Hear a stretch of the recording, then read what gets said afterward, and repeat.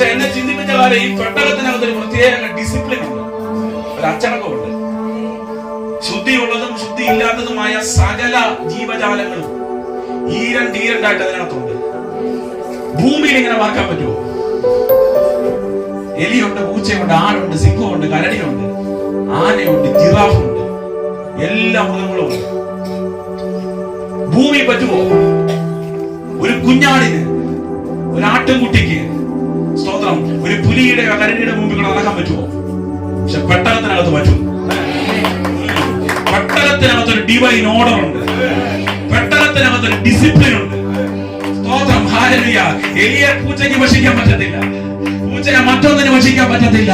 അതിനകത്ത് എല്ലാ സംവിധാനങ്ങളും ഉണ്ട്.